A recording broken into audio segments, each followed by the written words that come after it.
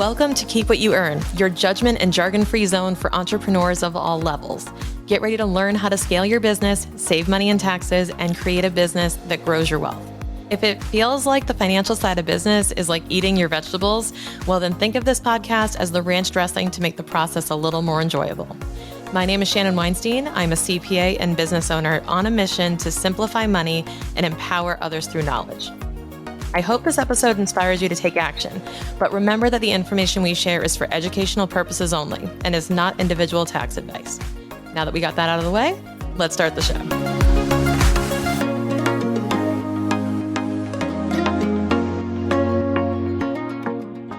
So today I want to talk about business boredom.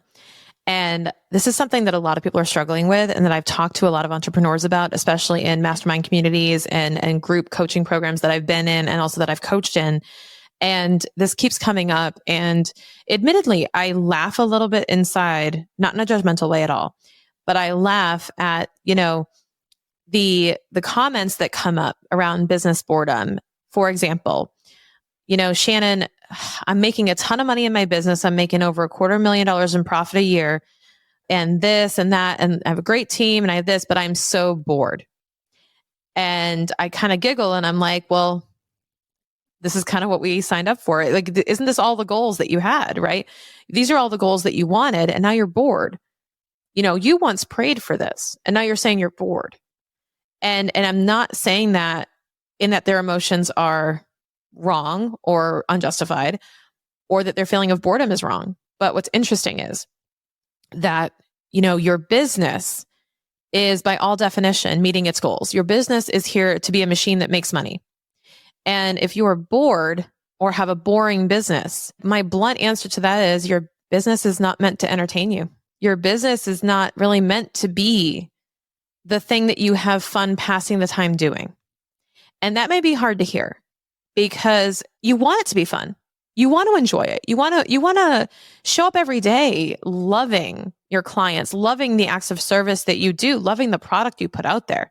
And you should. But there will come a time when it bores you. There will come a time when you go, yeah, it's great. It's making good money, but it's not exciting anymore. It's like a relationship. Some of the best relationships are boring. Some of the best relationships, look at the typical stereotype of 3 months of dating versus 30 years of marriage. It's more exciting when it's new, it's fresh, it's challenging. And I've heard Jay Shetty talk about this when it comes to relationships. And he says that in the first 3 months or so, you have a degree of fear and insecurity that keeps things exciting, keeps the butterflies active. It keeps everything kind of on edge. And we're kind of addicted to that feeling. Like, we love that feeling. We like to chase. We like the feeling of wanting. And when that dissipates and it becomes more comfortable, when you can be yourself in front of your partner, when you go to the bathroom with the door open, right? Like all those things that you do as a married couple where you're not really as self-conscious and you're not worried anymore. You're not scared. You're very comfortable with this person. It can get quote unquote boring. And your business is no different. It's way more fun to start a new business than it is to, nurture an existing one. But I would challenge the thought that, well, I'm bored, so therefore I should sell the business, stop, close the doors, do whatever, and deviate my attention elsewhere. I will hesitate on that because I will tell you, so many people that I know built amazing businesses in 2020, but they were doing it as a form of fun for themselves. They were doing it to generate money, spending all the money that came in, and they had a great way to earn income, but they got bored and they said, I'm just not going to do that anymore. Understand that even if you hit a point in your business where you're actually bored and you don't want to do it anymore, and I'm not telling you to do something that's not on your heart, you can have options. You can sell the business. You can pass it on to an employee. You could create some type of licensing where someone runs it and gives you some type of kickback fee to run it. You can also just install team members that will run the business for you and you just cash out on it. Your business should be a machine that makes you money. That is the intention of a business. It solves a problem and makes you money, right? So if it's doing those things, it's a solid business. So before you jump the gun and say, well, I'm bored, I'm going to go do something else, just consider that you spent all this time building the machine. It should be working for you. And if you are, if you've spent any time building your business, then there is something there that is worth passing on, worth dissolving, worth, finding a home for something. And I would caution you in getting too distracted, because you're going to build an amazing business. And if you do get bored and you go start something else, that's going to bore you too one day. And you're going to go start something else. And I know a lot of serial entrepreneurs that do this. It's one thing to discover a new problem that you can uniquely solve and that you have the capital and the manpower to solve. It's another thing when you divert your attention, you get distracted, and that you then stop watering one plant in order to nurture a new one and start from scratch. You may find yourself in this perpetual zone of business building and startup mode, while you never really get to relax and you never really get to reap the benefits and harvest those plants because you don't water them for long enough. So my message today is out there for the business owners who maybe are easily distracted or aren't really committing to the one project that they set out to do. My question for you is, are you really done? Are you really that bored? Is it worth looking into? Is it worth figuring out another solution that maybe you can stay unbored or entertained through another channel? And maybe you don't have to make that a business or have it make money, but sometimes the way you make money, it's boring. I'll cite another example. When I was in corporate America and I was making my paycheck, doing my normal day job, working in compliance or working in audit, I didn't particularly love my job to the point that I would do it for free or anything. I enjoyed it sufficiently. I was pretty neutral. I was like, yeah, I show up, I do my job, I go home. No polarizing feeling. But what I did love is that after work, I would go teach Zumba. I would go teach Zumba 2 or 3 times a week. And that brought me so much joy and fulfillment. And one thing that my dad taught me before he died was, the thing that makes you money doesn't have to make you happy. And that's hard to hear. That is hard to hear because we've all been kind of taught that we should be like following our passion. There is nothing wrong with, and in fact, I'm going to go as far as to say this is probably the better, more realistic expectation to set for yourself, is that the way you make money will probably be boring. The way you make the most money is almost always boring. Think about investing, think about real estate, think about, boring businesses. The things that bring in the most money are probably boring.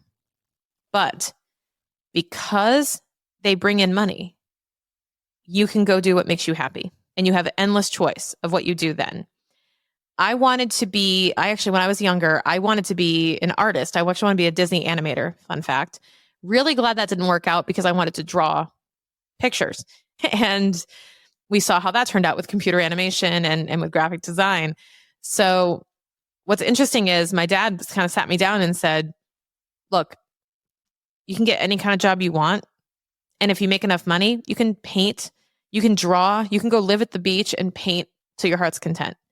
And you can enjoy every second of it because it will never be the reason you make money. And that really stuck with me, that the thing that pays the mortgage comes back to you in pressure. Because now you're doing what you love, but now you associate what you love with something that adds pressure to you financially.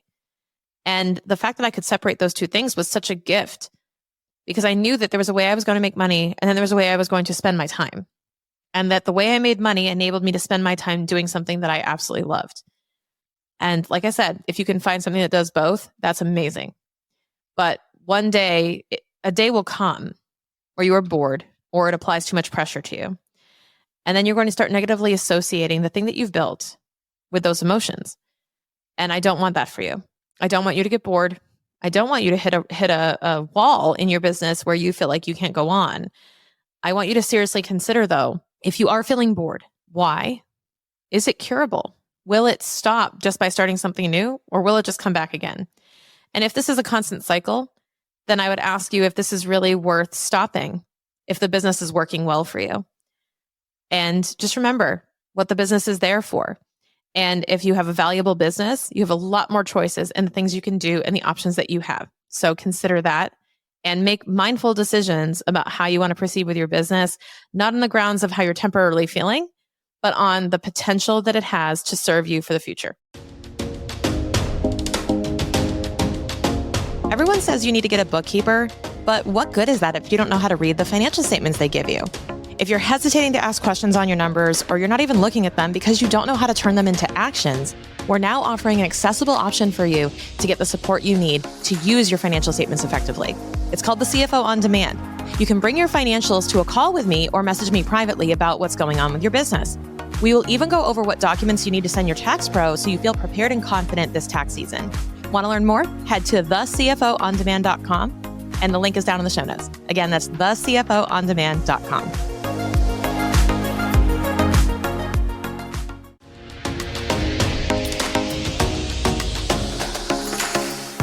Thank you so much for listening. If you enjoyed this episode, please leave a rating and review on your podcast platform. This small action goes a long way for podcasters to get our message heard by more business owners just like you. Be sure to check out the show notes for links to information about our guests and ways to get in touch with me. We'll see you on the next episode.